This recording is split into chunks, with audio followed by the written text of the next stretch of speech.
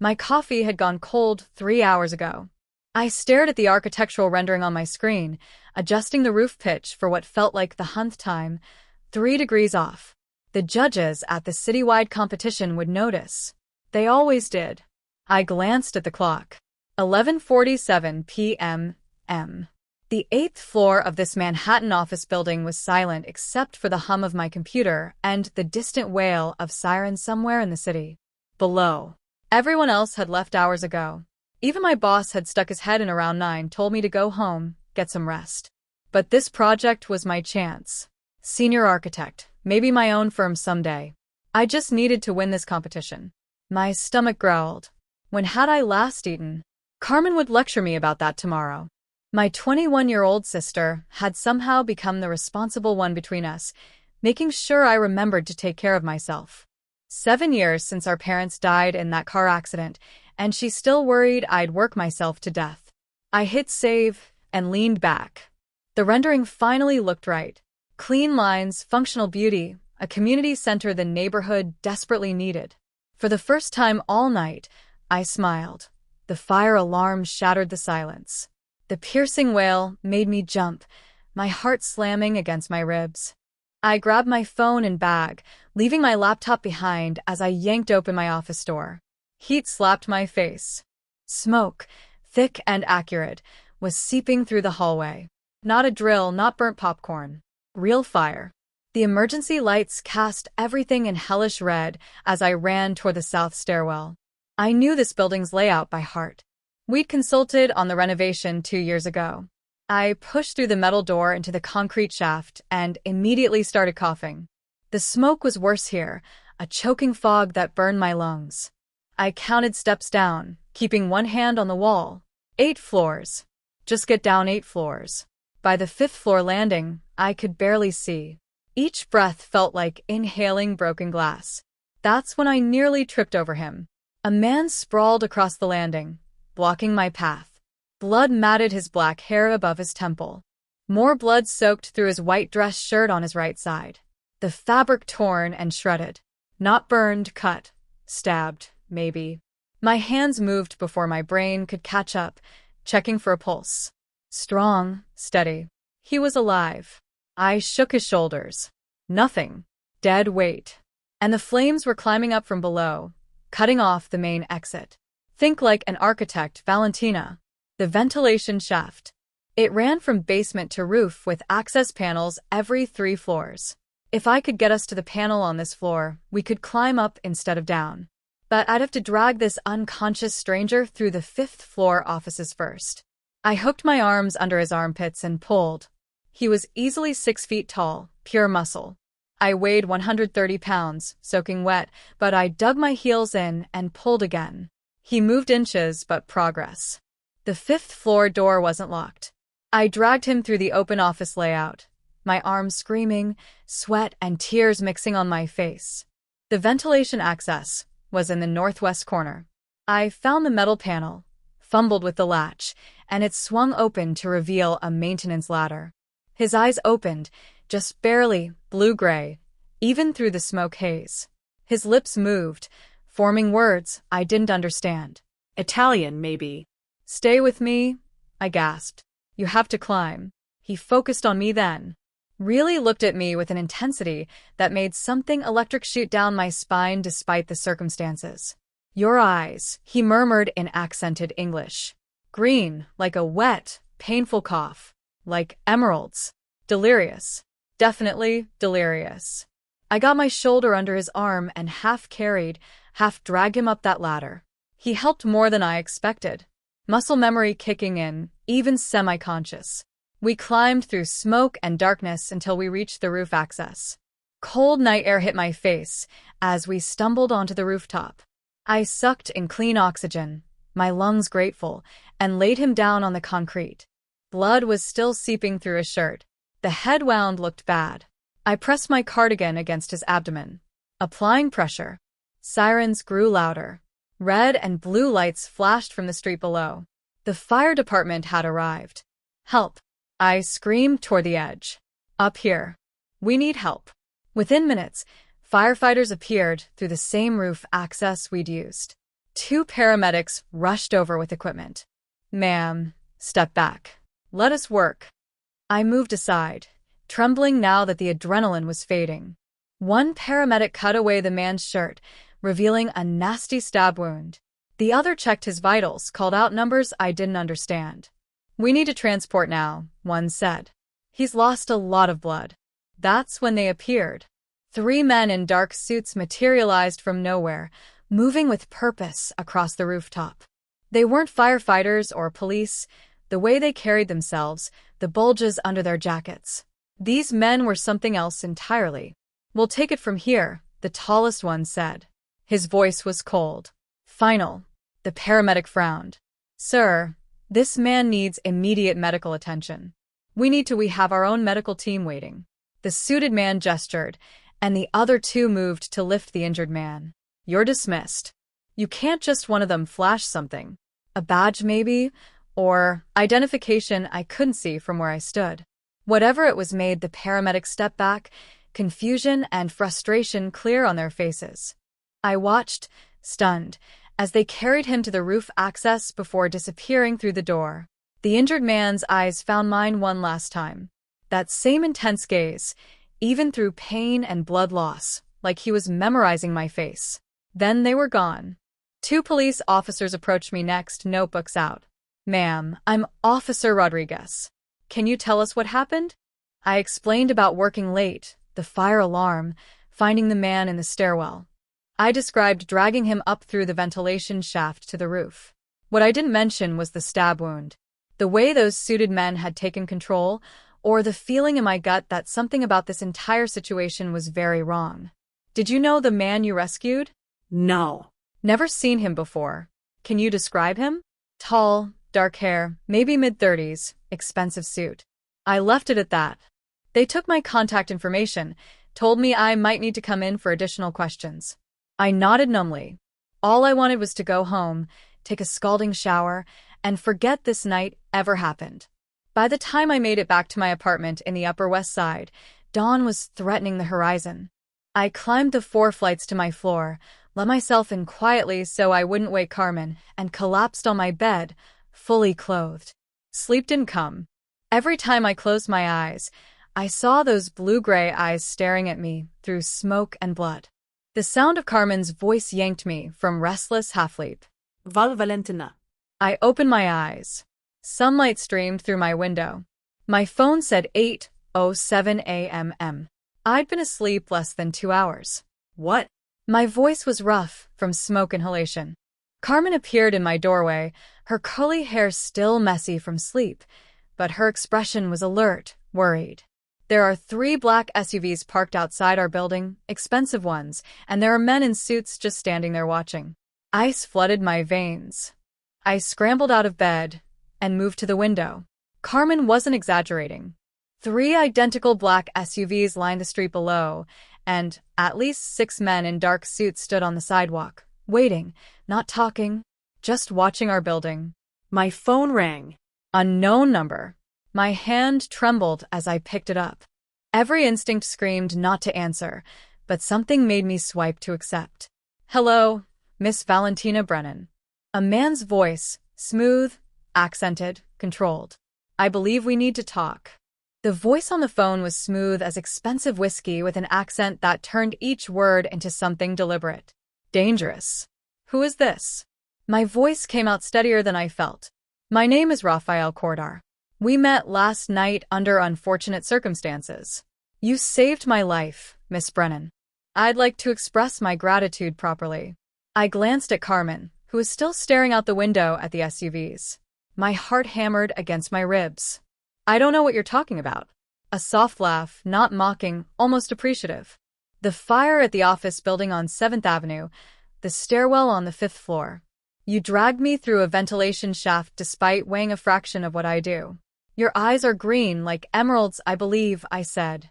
Heat flushed my cheeks. He remembered that through blood loss and smoke inhalation. He remembered saying that. "How did you get my number?" "I have resources." A pause. "I also know you live on the 4th floor of a building on West 83rd Street with your sister Carmen, who's 21 and studying medicine." You work as a junior architect at Morrison and Associates. Your parents died 7 years ago in a car accident on the Taconic Parkway. You have $43,000 in student loan debt and send $400 monthly to a care facility in Baltimore where your grandmother lives with advanced dementia. My blood turned to ice. Are you threatening me? On the contrary, I'm demonstrating that I take my debts seriously.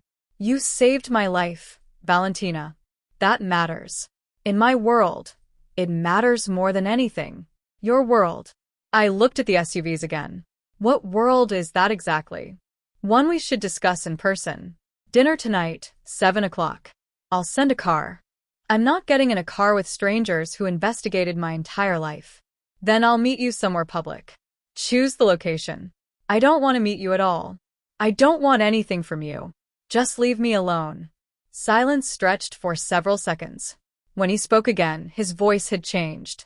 Softer, but somehow more intense. I'm afraid that's not possible.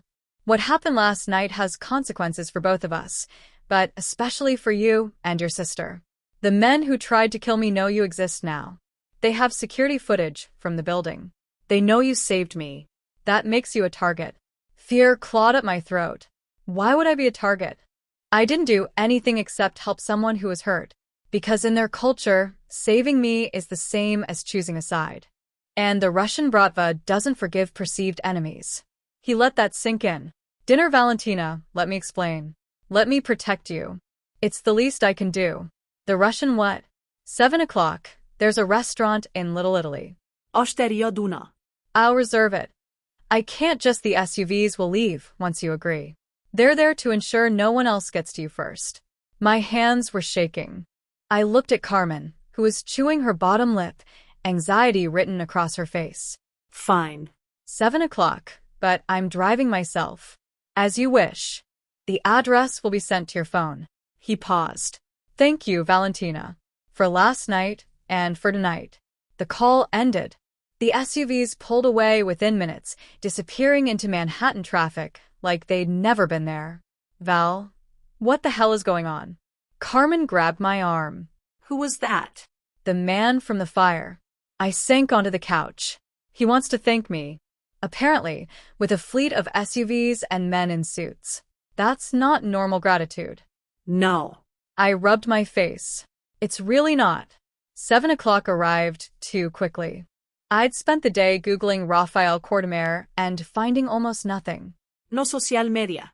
A few business records linking him to import companies and restaurants. One society page photo from 3 years ago at a charity event where he stood in a tuxedo, looking like he owned the room.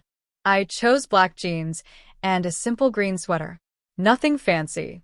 This wasn't a date. I didn't know what this was. Osteria Duna was tucked on a quiet street. The kind of place tourists walked past without noticing. Old-world Italian with ivy climbing the brick facade and warm light glowing through leaded glass windows. The front door was locked. I knocked. A man in a suit opened it. Not the same ones from this morning, but cut from the same cloth. He looked at me, nodded once, and stepped aside. The restaurant was empty except for one table. Every other surface had been cleared, chairs stacked, like the place had been closed for a private party of two. Rafael Cordemer stood from the table as I entered. Seeing him upright, cleaned up, not bleeding or unconscious, stole my breath. He was taller than I remembered, 6 feet 2 inches, maybe 63. His black suit was immaculate, tailored to perfection. His hair was combed back from his face, still damp like he'd recently showered. Those blue-gray eyes tracked me across the room with the same intensity one remembered from the rooftop. A small bandage covered his temple, where the head wound had been. He moved carefully, like his ribs hurt. The stab wound probably, but he didn't show pain, just control. Valentina, he said my name like he was tasting it. Thank you for coming. Did I have a choice? That almost smile appeared. There's always a choice. You could have refused. Called the police. Run. I Googled you. There's almost nothing. I prefer privacy. Or you scrubbed the internet clean. I stayed near the door. Who are you really? He gestured to the table. Seat. Let me explain. Against my better judgment, I crossed the room and sat.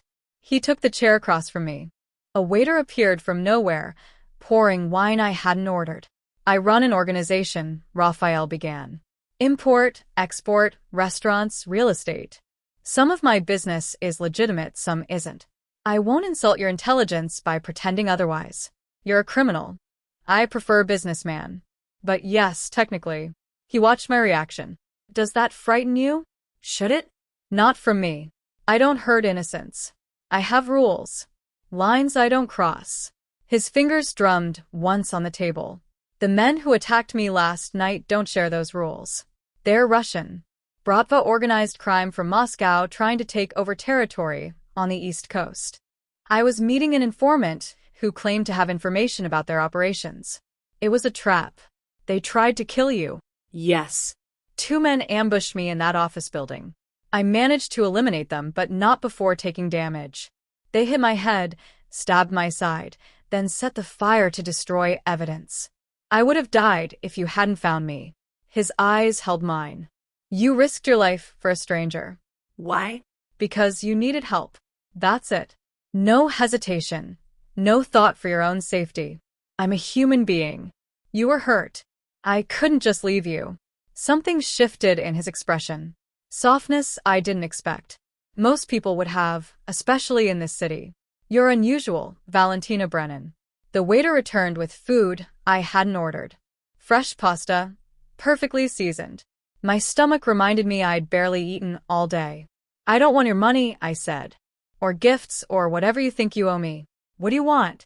To go back to my normal life. To stop being involved in whatever this is, Raphael leaned back, wincing slightly. The movement pulled at his injury. I can't give you that. The Bratva knows your face now. They'll come for you eventually to punish me through you, or to use you as leverage. Then what am I supposed to do? Let me protect you. And your sister. By surrounding us with armed men, by controlling where we go, by keeping you alive. His voice hardened. Make no mistake, Valentina. These men will hurt you. They'll hurt Carmen. They don't care that you're innocent. Fear curled in my stomach, but I pushed it down. And what do you get out of protecting me? Nobody does something for nothing. Peace of mind. He picked up his wine glass. And perhaps your company. I find you fascinating. I'm not fascinating. I'm an architect who works too much. You're brave, resourceful. You don't want anything from me when most people want everything. His gaze traced my face. That green sweater brings out your eyes. I was right about the emeralds. Heat flushed through me. Not fear this time. Something else. Something I absolutely should not be feeling for a man who just admitted to being a criminal. This is insane. I whispered. Yes, I should walk out right now. You should, but I didn't move. And from the way he watched me, he knew I wouldn't. His phone buzzed. He glanced at it, and his entire demeanor changed. The relaxed, almost flirting vanished, replaced by cold calculation. What? I asked. He turned the phone toward me. A photo filled the screen. Carmen walking out of her university building. 2 men in leather jackets following 10 feet behind her. The angle suggested it had been taken by someone else. Someone watching. Below the photo, a message in Cyrillic alphabet. What does it say? My voice shook. Raphael's jaw tightened. It says they know. Raphael was on his phone before we even left the restaurant, speaking rapid commands in a language I assumed was Italian. His entire demeanor had shifted from the almost charming man across the dinner table to something cold and lethal. This was the real Raphael Cordemer, the one who ran a criminal empire. Get Carmen now. He held the door open for me, his hand at my back, guiding me toward a waiting SUV. My people will bring her to a secure location. You're coming with me. I'm not going anywhere until I know my sister is safe. She won't be safe if you're standing on a Manhattan street arguing with me while Russian hitmen triangulate our position. His eyes met mine, and I saw genuine fear there. Not for himself, for me. Please, Valentina, trust me this once. The SUV pulled up. I got in. The drive to Long Island was silent except for Raphael's phone calls. He switched between English and what I now recognized as Italian, coordinating movements like a general preparing for war. I caught names. Gabriel, Sofia, Elena, People in his organization, apparently loyal enough to mobilize at midnight. Where are we going? I finally asked. My home. It's the most secure property I own. Walls, cameras, armed guards. The Bratvo won't get within a mile, without me knowing. For how long? Until I eliminate the threat. He said it so matter-of-factly. Until I eliminate the threat. Like he was talking about fixing a leaky faucet, not killing people. The mansion appeared through the trees like something out of a Gothic novel. Stone and glass lit from within, surrounded by walls that looked more suited to a military compound than a home. Guards stood at the gate, nodding as we passed through. Raphael helped me out of the SUV. His hand lingered on mine, warm and steady. Welcome to my home. This isn't a home. It's a fortress. It needs to be. He led me inside. The foyer was massive. All marble and dark wood. Tasteful. Expensive. Nothing like I expected from a mob boss. Your sister will be here soon. Gabriel is with her. As if on cue, another SUV pulled up. Carmen burst through the front door, her eyes wild with panic, and threw herself into my arms. Val, what the hell is happening? These men showed up at my dorm and said I was in danger. They wouldn't let me call you. They just put me in a car. And I know. I'm sorry. I held her tight. It's complicated. A woman entered behind Carmen. Late 40s. Silver-streaked black hair pulled back severely, wearing a suit that screamed competence and danger. She moved like someone who'd seen violence and wasn't afraid of it. Sofia Montesani. Raphael introduced. My advisor and most trusted associate. Sophia's dark eyes assessed me thoroughly. So, you're the woman who saved his life. I didn't know who he was at the time. Lucky for him. Sophia turned to Raphael. Gabrielle is sweeping the perimeter. Elena is monitoring all communications. We've picked up increased Brada chatter in the last hour. They know about the girls. How? Raphael's voice dropped to something dangerous. Someone at the hospital recognized Carmen from security footage. They've been watching her for days, waiting to see if we'd move her. Sophia's gaze flicked to me. When you showed up at the restaurant tonight, they confirmed you were both targets. My blood ran cold. Days? They've been following my sister for days. This is your fault. Carmen's voice shook with fury. She pulled away from me, glaring at Raphael. She saved your life, and now we're hunted because of it. Yes, Raphael didn't flinch from her anger. That's exactly what happened. And I take full responsibility, which is why you're both under my protection now. We don't want your protection. We want our lives back. That's not possible anymore. Sophia's tone was blunt, but not unkind. The Brada doesn't forgive. They'll use you to hurt him, or they'll kill you just to prove a point. Your only option is to accept his help.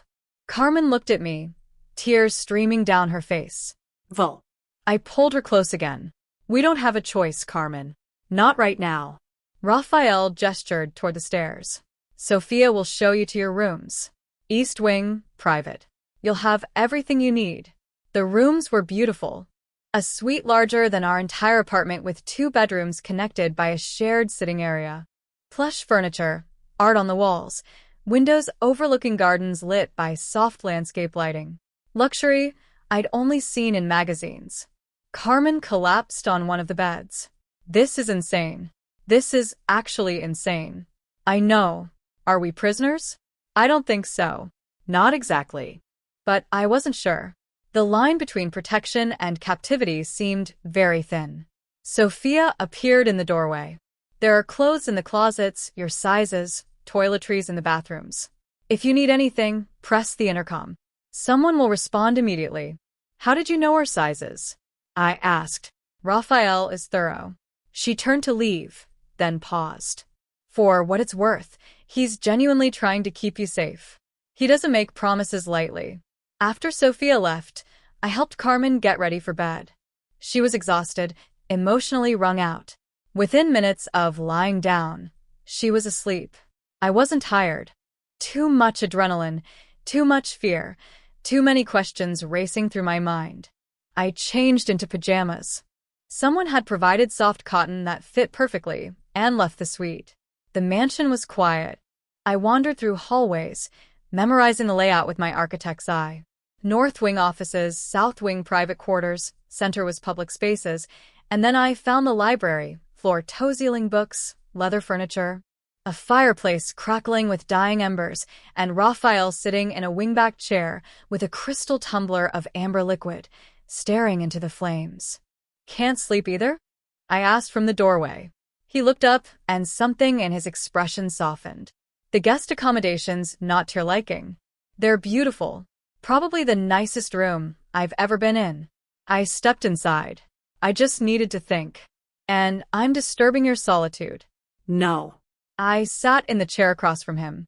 "Actually, I have questions." I assumed he would. He took a slow sip of his drink. "Ask that scar on your eyebrow. How did you get it?" He touched it unconsciously. "My father. I was 12.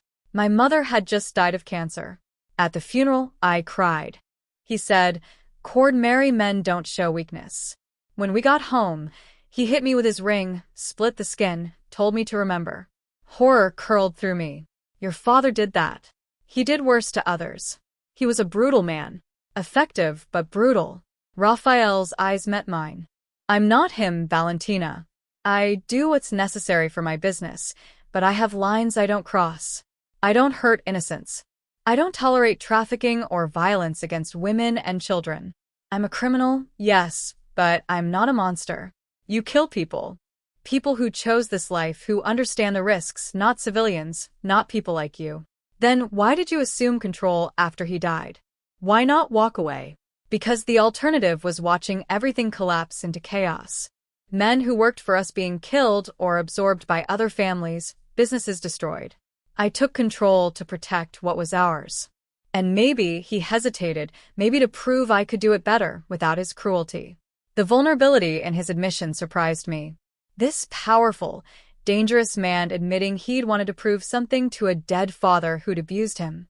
"My parents died when I was 19, I said quietly. Quel accident? Carmen was only 14. I became her legal guardian overnight. Dropped out of college for a year to work, pay bills, keep us afloat. When I finally went back to finish my degree, I worked 3 jobs to cover tuition and her expenses. I've been responsible for her ever since." "That's why you saved me." Raphael leaned forward. "You see someone in trouble, you help. It's who you are. Maybe I'm just stupid." "No, you're good. Genuinely good. That's rare in my world." His gaze traced my face. "It's rare anywhere." The moment stretched between us, charged with something I didn't want to name. He was a criminal, a killer. Everything logical said I should fear him. But sitting in that library, firelight casting shadows across his face, all I felt was an impossible pull toward this complicated, dangerous man who'd been hurt by his father and built an empire from pain. Gabriel appeared in the doorway, his expression urgent. "Boss, Sophia got intel from Elena. We have a problem. 3 days." That's how long it had been since Gabriel interrupted us in the library with news of increased Bratva movements. 3 days of living in Raphael's fortress, watching Carmen struggle between fear and resentment, feeling the weight of armed guards following my every step outside our suite, and 3 days of Raphael keeping a careful distance from me. Professional, polite, nothing like the man who'd shared vulnerabilities over firelight, whose gaze had traced my face like he was memorizing it. Until tonight, Sophia burst into the dining room where Carmen and I were picking at our dinner. Her expression was grim. "They're moving on the hospital. Mount Sinai. They've taken a patient hostage. Man in his 70s with ties to your organization." She looked at Raphael. "They're using him as bait to draw out Carmen." My sister went pale. "The hospital where I volunteer?" "Yes." Raphael was already on his feet, phone in hand, issuing rapid commands. "Gabriel, mobilize everyone. We intercept before they breach the building." Wait. I stood too. "I know that hospital. My firm did the renovation plans 2 years ago. I know every entrance, every stairwell, every blind spot in their security." Raphael barely glanced at me. "Not relevant. You're staying here." "It's completely relevant. If you want to evacuate patients without causing panic, I can tell you exactly how to move through the building without triggering main hallways." "I can help." "Absolutely not. She has a point, boss. Gabriel appeared in the doorway, already armed. Hospital layouts are complicated. Having someone who knows the architecture could save time. She's a civilian. She's also the reason we're in this mess. I regretted the words the moment they left my mouth. But I didn't take them back. Let me help fix it. Raphael's jaw tightened. For a long moment, he just stared at me. Then, reluctantly, "Fine, but you wear a vest and you follow my orders exactly. No arguments, no heroics." The bulletproof vest was heavy, uncomfortable, making it hard to breathe as I climbed into the SUV. Raphael sat beside me, silent and coiled tight like a spring about to snap. "Why did you really agree?" I asked quietly. "Because you're stubborn enough to try something foolish if I left you behind." His eyes met mine. "And because I can protect you better if you're where I can see you." We reached Mount Si at 4:37 a.m. The hospital was a massive complex of interconnected buildings, most of the windows dark at this hour. Raphael's men were already positioned around the perimeter. Sophia coordinated through an earpiece, her voice calm and efficient. "Security is on our payroll," she told me. "They're evacuating the patient quietly through the service elevator. You need to guide our people through the fastest route to the underground parking where the exchange is supposed to happen." My architect's brain kicked in. I pulled up the renovation plans on my phone, traced the route with my finger. There, loading dock access to the basement level connects directly to parking structure. Avoids all main corridors. "Smart girl," Gabriel murmured. We moved through the hospital like ghosts. I led 6 of Raphael's men through maintenance corridors I'd memorized from blueprints, past sleeping patients and skeleton crew nurses who never noticed us. By the time we reached the underground parking level, it was 5:03 a.m. The Russians were already there. 4 men, maybe 5. It was hard to tell in the shadows cast by flickering fluorescent lights. They stood near a black van, weapons visible, professional, calm, waiting. Raphael stepped forward into the light. And I finally saw him as he truly was. Not the vulnerable man sharing whiskey by firelight, not even the controlled businessman across a dinner table. This was Raphael Quartemar in his element. Cold, lethal, absolute. "You're on my territory," his voice carried across the concrete expanse. "Leave now." One of the Russians laughed. "Quartemari, we were hoping you'd come yourself. Makes this easier. Where's the patient?" "Released. We don't actually want him. We want the sister." He gestured vaguely in my direction. Even though I was hidden behind a pillar. "The one who saved your life. Viktor Sokolov sends his regards. Tell Viktor he can deliver his regards in person." Raphael's hand moved to his weapon.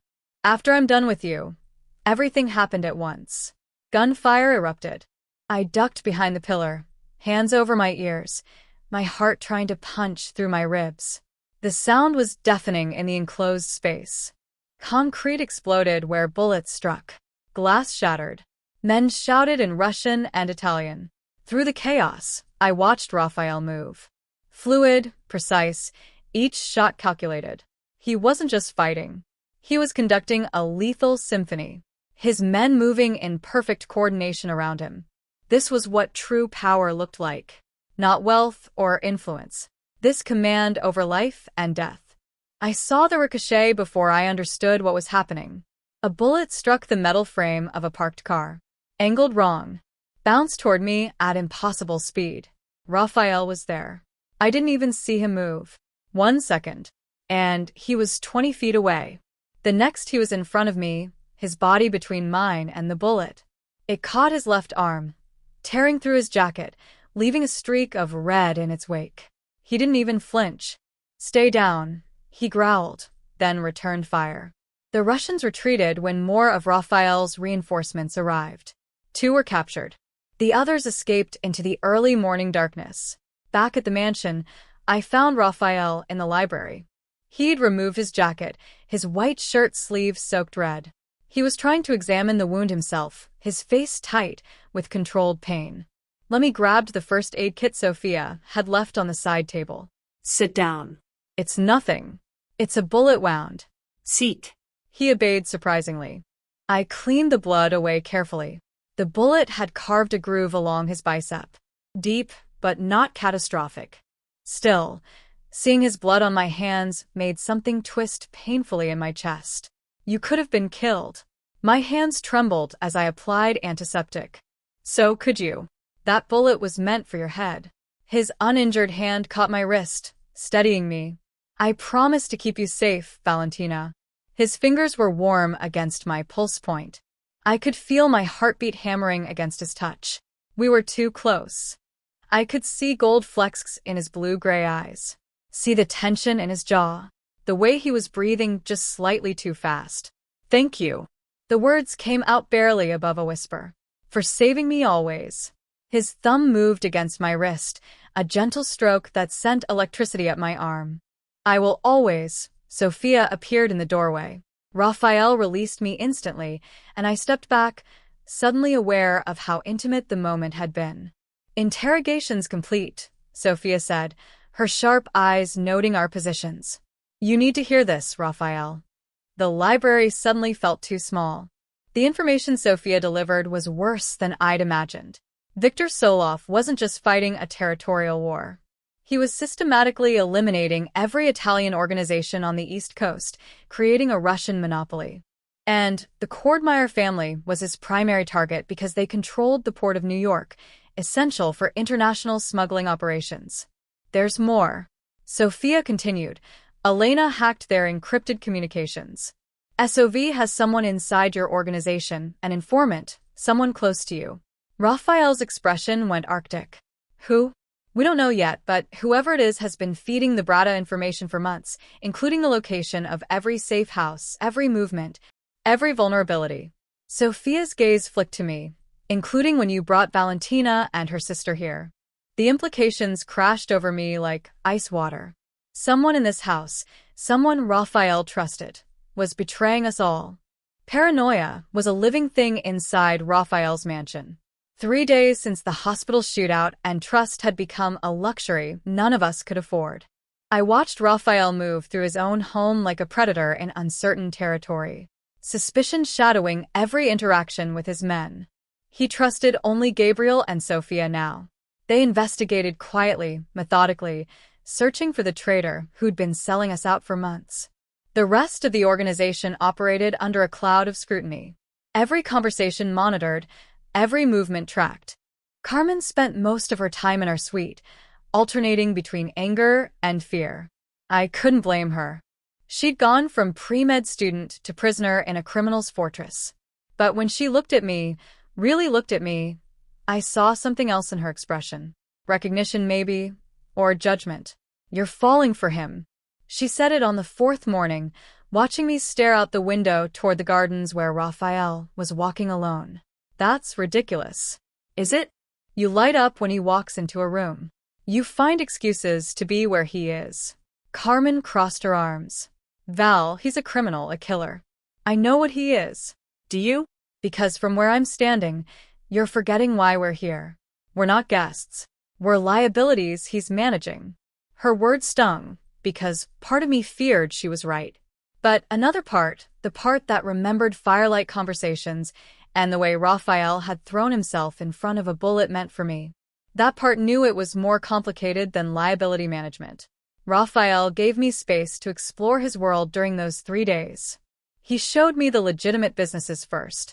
A chain of Italian restaurants that actually served incredible food, an import company dealing in wine and olive oil, all properly licensed and taxed. Real estate holdings across the city, including the building where my firm had offices. You own my office building?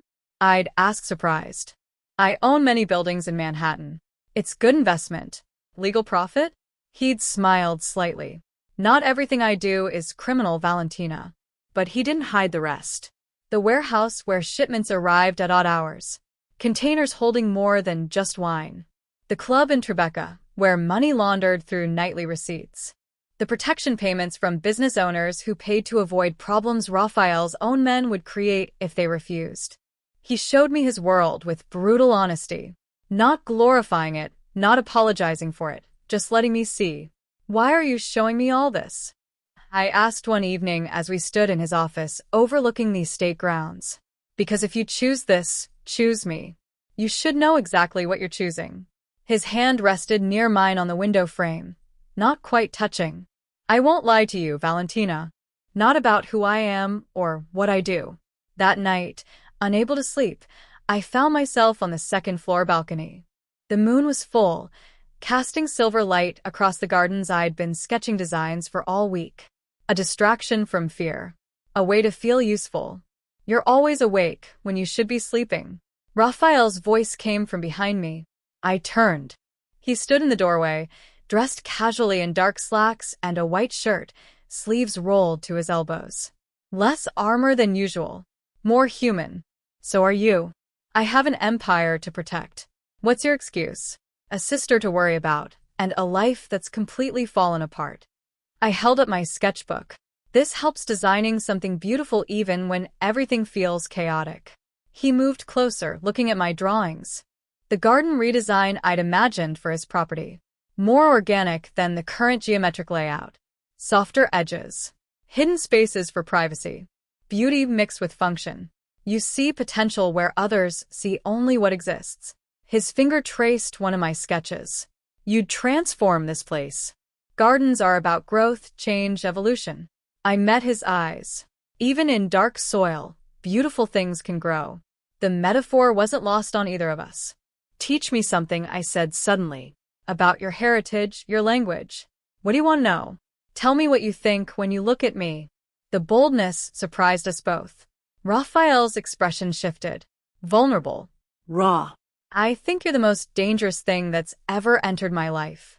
Not because you threaten me. Because you make me want things I have no right wanting. You make me believe I could be more than what my father made me. The air between us crackled with tension that had been building for days, weeks maybe. Since that first moment on the rooftop, when smoke-filled eyes had met mine. Raphael. He kissed me. Not gentle, not tentative, deep and consuming like he was drowning, and I was oxygen. His hands cupped my face, angling my mouth to his. And I melted into him completely. Every rational thought evaporated.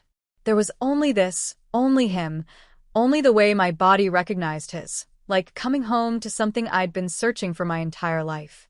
When we finally broke apart, both breathing hard, his forehead rested against mine. I can't do this to you, he whispered. You deserve someone clean. Someone who won't wake you with nightmares or put you in danger just by loving you. Someone better than me. I grabbed his shirt, fisting the fabric, keeping him close. Stop deciding what I deserve. I'm 27 years old, Raphael. I've raised a sister since I was 19. I've worked 3 jobs while finishing my degree. I've survived loss and debt and impossible choices. I'm not some naive girl who needs protecting from her own decisions. Valentina, I choose you. The words came out fierce, certain. I choose this. Whatever happens, I'm choosing it with my eyes open. His thumb traced my cheekbone. You'll regret it maybe, but it'll be my regret. My choice. He kissed me again, softer this time, reverent. Like I was something precious he was afraid of breaking. A crackling sound interrupted us. Raphael's radio clipped to his belt. Elalina's voice, urgent and tiny. Boss, now we found him. Raphael pulled away immediately. All business again. But his hand caught mine, squeezed once before he pressed the radio button. Talk to me, the traitor. It's Adriano Luminari. I watched Raphael's face transform. Cold, lethal. You're certain? Positive. Elena traced encrypted communications back to his phone. He's been feeding the Bratva everything for 8 months. Since Sophia's voice cut in, since you initiated the territorial push that got his brother killed. Where is he now? That's the problem. Elena's voice was grim. He just sent a message to the Russians. He gave them the Queen's safe house location where Carmen was moved yesterday. My heart stopped. Carmen. Gabriel's with her. Only 4 men for security. We thought it was temporary, just overnight. Sophia's voice tightened. Russians are mobilizing. Elena intercepted the chatter. They'll be there in 15 minutes. Raphael was already moving, pulling me with him toward the stairs. Get everyone now. Full mobilization. Raphael. My voice broke. My sister. I know. His eyes met mine, and I saw the promise there. I'll get her back. I swear it. We ran through the mansion. Sirens already blaring. Men scrambling to vehicles. Carmen was in danger because of me. Because I'd saved Raphael. Because I'd chosen this world, and we had 15 minutes to save her life. The drive to Queens was 40 minutes of pure hell. I sat in the back seat of the SUV, pressed between Raphael and Sophia, watching city lights blur past at speeds that should have terrified me. But fear for Carmen eclipsed everything else. Raphael was on the phone constantly, coordinating his forces in clipped Italian. His face was carved from stone, emotionless, but his hand found mine in the darkness, fingers interlacing, grip almost painful. That squeeze was the only indication he felt anything at all. We're 5 minutes out. Gabriel's voice crackled through the radio. I've got visual on the safe house. Gates intact. No movement outside. Raphael's jaw tightened. Stay sharp. We arrived at 2:47 a.m. according to the dashboard clock. The safe house was a nondescript building in a residential neighborhood. The kind of place that blended into Queen's anonymity, except the gate hung crooked on its hinges. The front door stood open, and even from the street, I could see broken glass glittering on the concrete. Raphael was out before the SUV fully stopped, weapon drawn, moving toward the building with lethal precision. Gabriel and 4 other men flanked him. Sophia grabbed my arm when I tried to follow. Stay in the vehicle. That's my sister in there, which is why you stay here. You can't help her if you're dead. I watched through the windshield as they entered the house. Every second stretched into eternity. Then Raphael emerged, supporting Gabriel. Blood strezzed face from a gash above his eye. He was conscious but staggering. Raphael's expression when he looked at me confirmed my worst fear. Carmen was gone. I was out of the SUV and running before Sophia could stop me. Inside the safe house, I found 2 of Raphael's men dead. Clean shots to the head. Professional. The kind of killing that left no room for survival. How long? Raphael barked at Gabriel. Maybe 10 minutes. They came through the back. 6 of them took Carmen and vanished. Gabriel winced. I'm sorry, boss. I tried. I know. Raphael's voice was ice. Elena, talk to me. The woman's voice came through his earpiece, loud enough for me to hear. I'm in their system. Hacked the cameras at 3 brought locations. Found her. Red Hook, Brooklyn Warehouse District near the old grain terminal. How many hostiles? Can't tell, but Sokolov just sent a message. Elena's voice dropped. He wants to trade Carmen for Valentina, says you have 1 hour to decide. The world tilted. Raphael's eyes met mine, and I saw something break in them. Fury mixed with desperation. Not happening. Raphael. No. He grabbed my arms. I will not trade your life for hers. We're going in full assault. I'll get Carmen out. And if he kills her the moment you breach that warehouse. My voice shook. He's using her as bait, but it's me he really wants. Let me do this. Valentina, no. She's 21 years old. My sister. My responsibility. Tears blurred my vision. This is my fault. I saved you. I brought this down on her. Let me fix it. Sophia touched Raphael's shoulder. Boss, we need to move.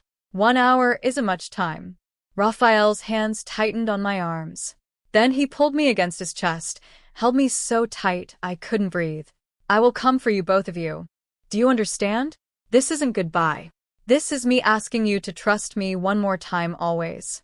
He kissed me then hard and desperate, and full of promises we both knew he might not be able to keep.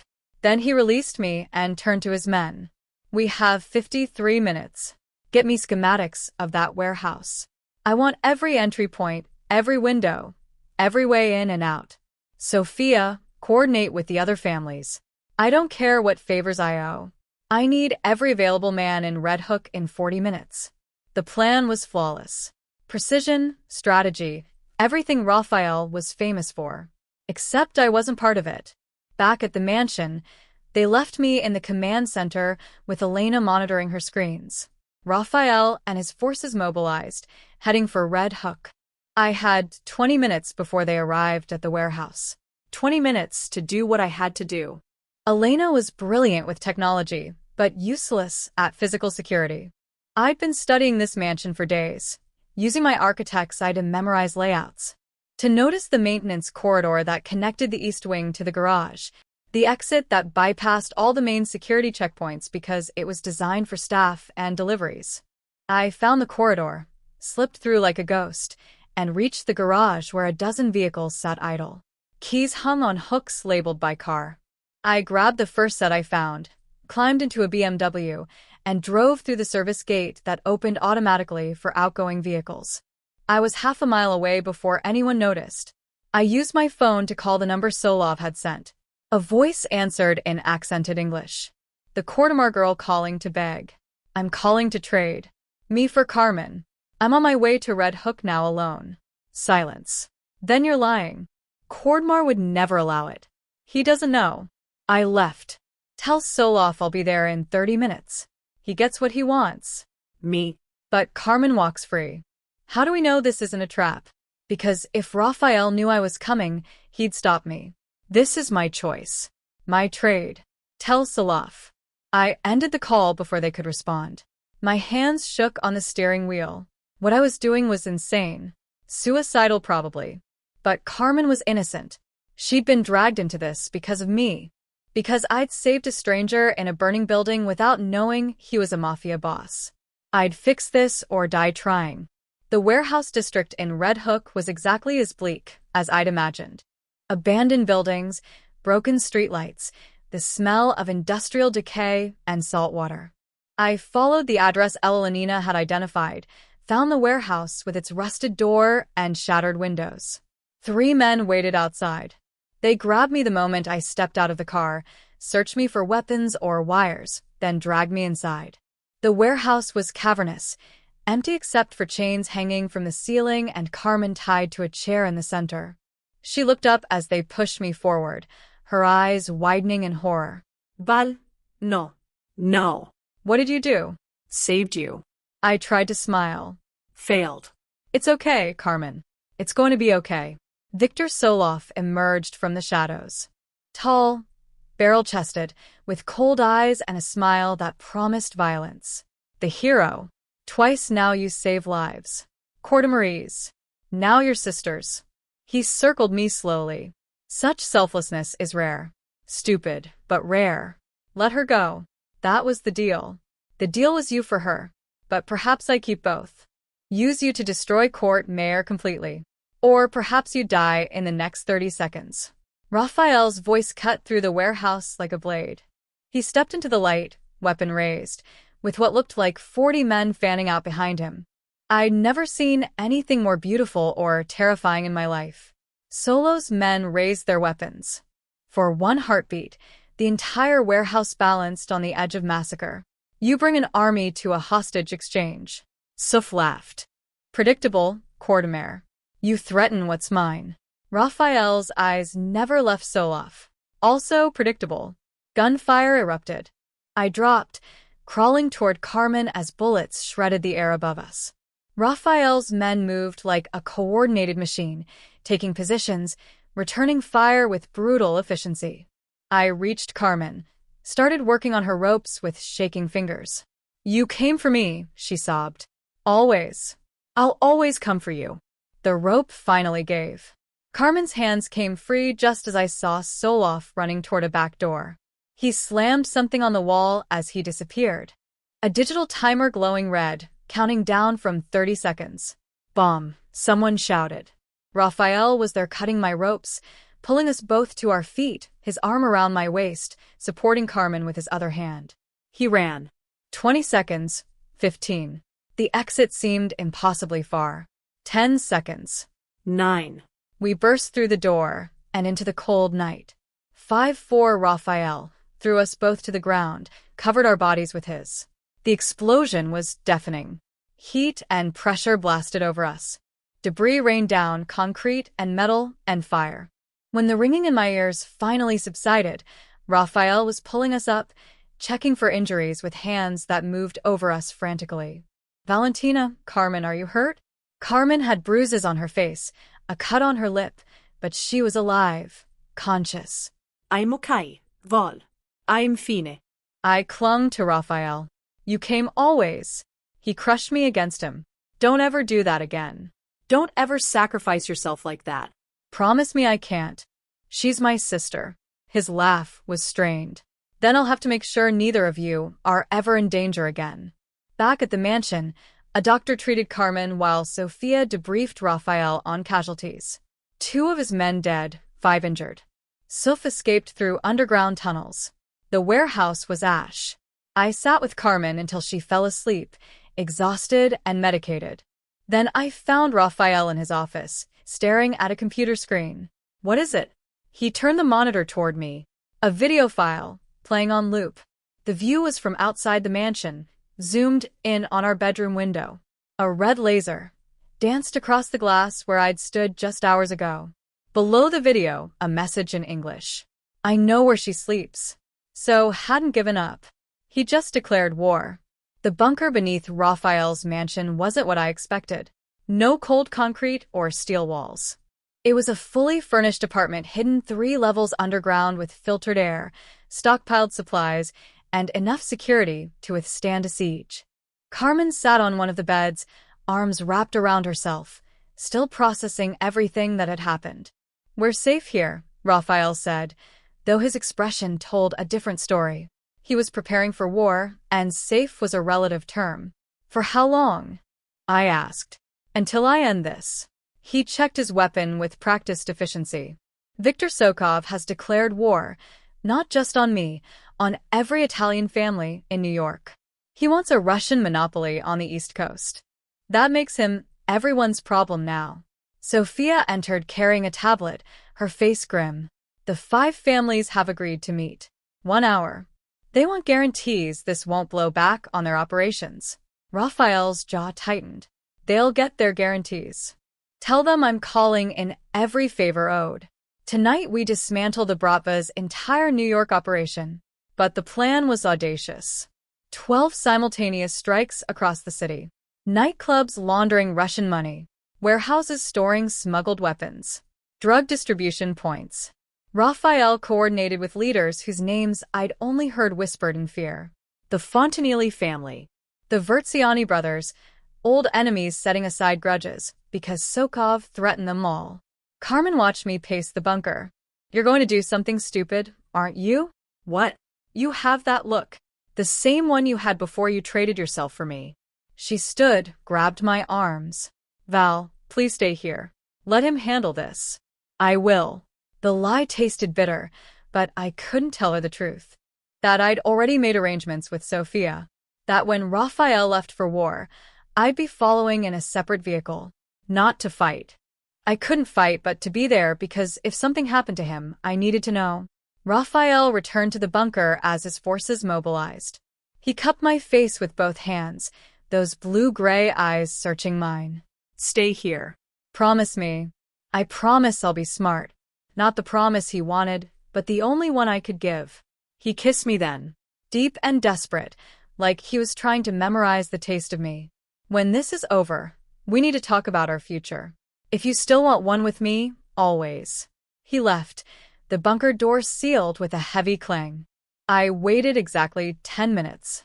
Then I pressed the emergency release Sophia had shown me, the one that bypassed the main security protocols. Carmen tried to stop me, but I was already moving. Sophia waited in the garage with a nondescript sedan. He's going to be furious. I know. I climbed in, but I can't sit in a bunker while he might be dying. The city transformed into a war zone that night. Elena coordinated through encrypted channels. Her voice calm despite the chaos.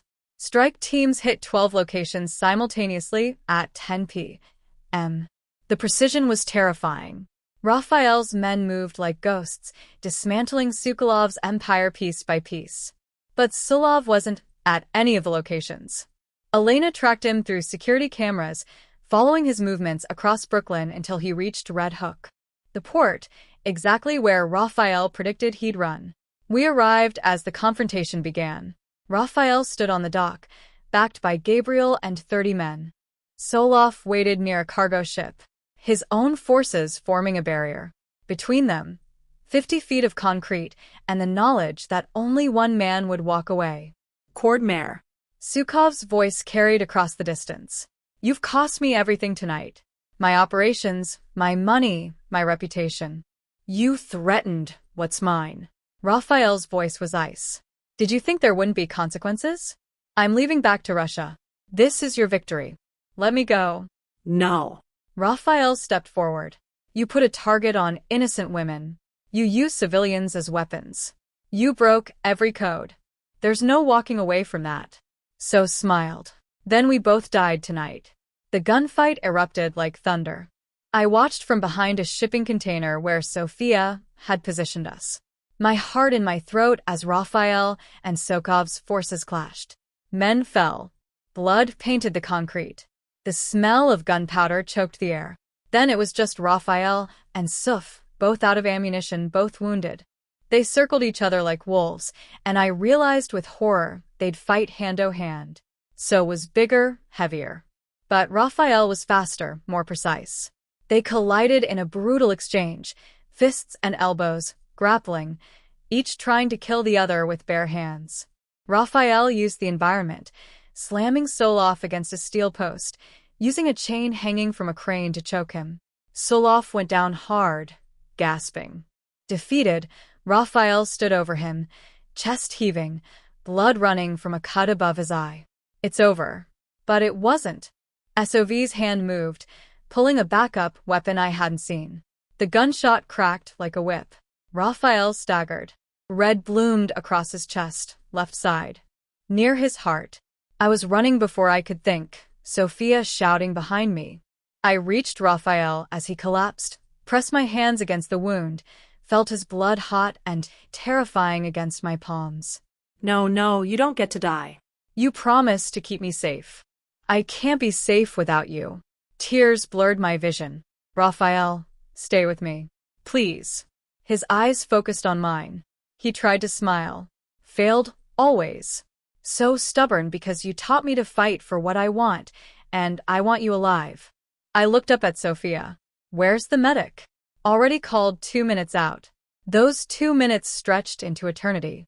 I kept pressure on the wound, kept talking to Raphael, kept him conscious, through sheer force of will. The surgeon Sofia had on standby arrived with a mobile unit, worked on Raphael right there on the dock until he was stable enough to transport. 6 hours of surgery. 6 hours of pacing hospital corridors while Carmen held my hand and Sofia coordinated cleanup of the night's carnage. Suf was dead. His organization dismantled. The Russian threat eliminated. But none of it mattered if Raphael didn't survive. The surgeon finally emerged, exhausted but smiling. He made it. Bullet missed his heart by 2 centimeters. He'll recover fully. I collapsed into Carmen's arms, sobbing with relief. 2 weeks later, Raphael was released from the secure medical facility. He recovered in his mansion while I returned to our apartment per his request delivered through Sofia. He needed time to heal, time to think, time to decide if dragging me deeper into his world was fair. I gave him a week. Then I couldn't take it anymore. I drove to the mansion, walked past guards who'd been ordered to let me through, and found Raphael in the library. He looked thinner, paler but alive. So beautifully, impossibly alive. Valentina, no. You don't get to push me away now. Not after everything. I crossed to him. I chose this. I chose you, and I'll keep choosing you every single day if you let me. His hand caught mine, pulled me down to sit beside him. You deserve better than a life of looking over your shoulder than wondering if tonight's the night someone comes for me. For us, maybe. But I don't want better. I want you. I laced our fingers together. The question is, do you want me more than anything? His voice broke. You terrify me, Valentina Brennan. Because losing you would destroy me completely. Then don't lose me. Keep me. Let me stay. He kissed me then. Gentle because of his injuries, but no less intense. A promise, a beginning. When we finally pulled apart, he was smiling. Really smiling. I love you, he said. Simple. True. I've loved you since you dragged me out of that burning building. I love you too. Even though you're complicated and dangerous and probably terrible for my blood pressure, his laugh was warm. Real. So what happens now? Now we figure out how to build a life together. One where Carmen can finish medical school without armed guards. One where I can practice architecture. One where you run your empire but come home to me every night. That's a tall order. You're Rafael Cordemer. You've built an empire. Surely you can build a life. He pulled me closer, careful of his wounds. With you, I'll build anything. 2 weeks felt like 2 years. I moved through my apartment like a ghost, going through motions that used to define my life. Work, sleep, worry about Carmen, repeat. Except now every routine felt hollow, like I was playing a role in someone else's story. Carmen was seeing a therapist 3 times a week, processing trauma, the doctor called it. She'd gone back to her classes, though I noticed the discreet SUV that followed her to campus each morning. Raphael's doing though he communicated everything through Sophia, now keeping his distance, giving me space. I never asked for you should call him Carmen. Said one evening watching me stare at my phone for the 100th time, he doesn't want to hear from me, he almost died saving us. I think he wants to hear. From you, she crossed her arms, Val. I was wrong before about judging you for falling for him, after everything he did, the way he mobilized an entire city. To get me back. The way he looked at you on that dock. She trailed off. That's not just protection. That's love. It doesn't matter. His world is too dangerous. He knows it. I know it. But even as I said the words, I didn't believe them. On the 3rd Thursday, I couldn't take it anymore. I drove to Little Italy, to Osteria Duna, where Raphael had taken me for our first real conversation. The same restaurant that had been closed just for us, where I'd first glimpsed the man beneath the armor. It was open to the public now. Asked for a table, was seated near the window. The same table where we'd shared wine and truths. I ordered pasta I didn't want. Drank wine that tasted like regret. Still can't sleep without making sure everyone else is taken care of first. I looked up. Raphael stood beside my table, dressed in a dark suit that made his blue-gray eyes even more striking. He looked healthier than 2 weeks ago. The color had returned to his face, but something in his expression was cautious, uncertain, like he wasn't sure I'd want him here. Raphael. His name came out breathless. What are you doing here? Sophia told me you were here. I couldn't stay away. He gestured to the empty chair. May I? I nodded, not trusting my voice. He sat slowly, carefully, still healing. I've been trying to give you space, to let you reconsider everything, to realize you deserve better than a life with me. Stop telling me what I deserve. I tried. His smile was sad. For 2 weeks, I tried to convince myself you'd be safer, happier without me. That the right thing was to let you go back to your normal life. But I can't lie to myself anymore, Valentina. I don't want to let you go. Then don't. It's not that simple. My world will always be dangerous. There will always be enemies, always threats. I can minimize them, but I can't eliminate them completely. You'd be choosing a life of looking over your shoulder. I'd be choosing you. I reached across the table, took his hand. I've spent 2 weeks pretending I could go back to who I was before that fire, before you. And I can't. You changed me, Raphael. You showed me that I'm stronger than I thought, braver, that I can face impossible things and survive. You showed me I could be more than what my father made me. His thumb traced circles on my palm. That I could build instead of just destroy. That I could love someone more than power. So what happens now? He was quiet for a long moment. When he spoke, his voice was steady, but vulnerable in a way I'd never heard. I can't offer you safety. I can't promise there won't be danger, but I can promise you choice. Real choice. Valentina, you want to keep working as an architect? I'll support that. Want your own firm? I'll invest. Want to stay in your apartment? Keep distance from my business? We'll figure it out. Want children someday or never? Your decision. The only thing I can offer is the choice of me not loving you. That's already been decided. Tears blurred my vision. I choose you every day. Every risk, every danger. I choose us. He stood, pulled me up with him, and kissed me right there in the restaurant, deep and sure, and full of promises we'd spend a lifetime keeping. Around us, other diners pretended not to stare. I didn't care. Nothing existed except this man who'd saved me as surely as I'd saved him. 6 months had woven a tapestry of impossible change. I stood on the balcony of a home I had not just inhabited, but created, a testament in stone and glass to a future once unimaginable.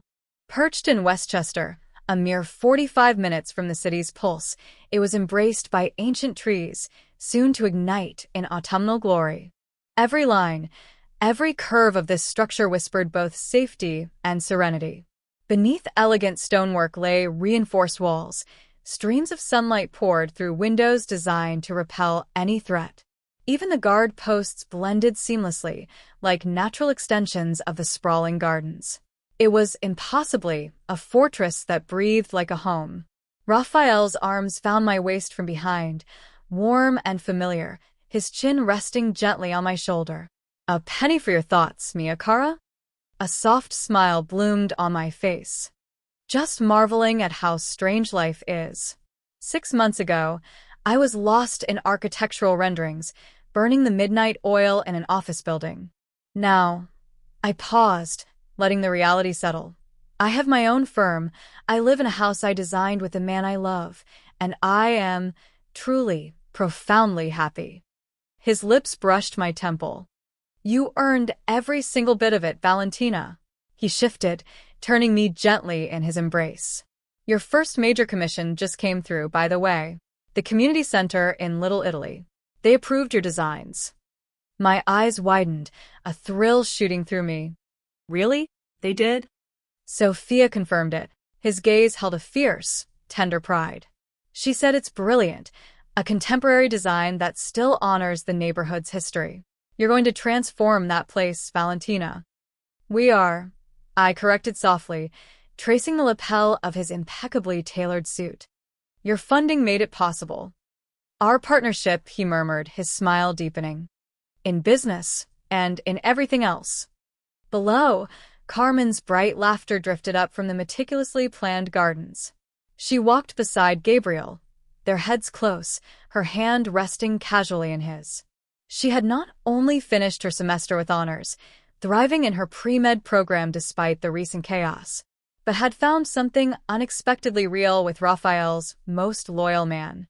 It wasn't the violence or the danger that drew them, but the solid, quiet kindness of Gabriel, the way he made her laugh. "You know," I mused, leaning my head against Raphael's shoulder, "she's going to end up marrying him." A low chuckle vibrated through his chest. Gabriel already asked for my blessing. He paused, a hint of mischief in his eyes. "I told him he could only have it if he promised to treat her better than I treated you at the beginning." He had more than atoned, in countless quiet ways and grand gestures. I reached up, sealing the sentiment with a kiss that was now a daily sacrament, a tangible reaffirmation of everything we'd built. "You've more than made up for that," I whispered against his lips. "Every single day." His arms tightened, pulling me closer still. "I love you, Valentina Brennan," he confessed, his voice rough with emotion. "More than I thought I could love anything." "I love you, too," I replied, the words a joyous counterpoint to the quiet peace that now settled over us. "Even though you're complicated and dangerous and occasionally drive me crazy." His laugh, warm and genuine, filled the air, the sound of a man who had found peace amidst chaos, who had learned to build a life instead of just survive one. Only occasionally, he challenged, a playful glint in his blue-gray eyes. "I'm being generous." "So," I prompted, "what happens now?" "Now," he said, pulling me into a soft, careful embrace, mindful of his still healing wounds, "we figure out how to build a life together. One where Carmen can finish medical school without armed guards. One where you can practice architecture. One where I run my empire, but come home to you every single night." "That sounds like a tall order," I teased, but my heart swelled with the possibility. "You're Raphael Cordemer. You've built an empire. Surely you can build a life." "With you," he affirmed, his voice thick with certainty, "I'll build anything." Just then, Sophia appeared on the balcony, tablet in hand, her usual calm demeanor slightly softened. Sorry to interrupt, Valentina. The permit for the community center came through. Construction can start next month. She handed me a folder. Also, this came for you from the Orphanage Fund. I opened the elegant letter, my gaze scanning the heartfelt words. It was a thank you from the children's home Raphael had established in my name, a project he had quietly funded after I'd once mentioned wanting to help kids who, like Carmen and I, had lost their parents. He'd simply signed the papers and made it happen, a profound gesture he never sought recognition for. You're going to make me cry, I whispered, my voice thick with emotion. Raphael took the letter, setting it aside, his fingers intertwining with mine. Then I suppose I'm doing something right. He gently tugged my hand. Come on, let's go inside. I want to show you the plans for the wine cellar renovation. Unless you'd rather keep watching the sunset. The sunset can wait, I said, squeezing his hand, my eyes fixed on his. I'd rather be with you. We walked inside together, into the home we had built, the life we had chosen, the future we would continue to create against all odds. Behind us, the setting sun painted the sky in magnificent shades of gold and crimson, a brilliant promise of tomorrow. It was a potent reminder that even in the deepest darkness, there was always light to be found, if one fought hard enough to claim it. And we had fought, through fire and blood, through impossible choices and unbearable losses. We had earned this peace, this love, this life. And in the radiant glow of our hard-won happiness, I wouldn't change a single moment of it.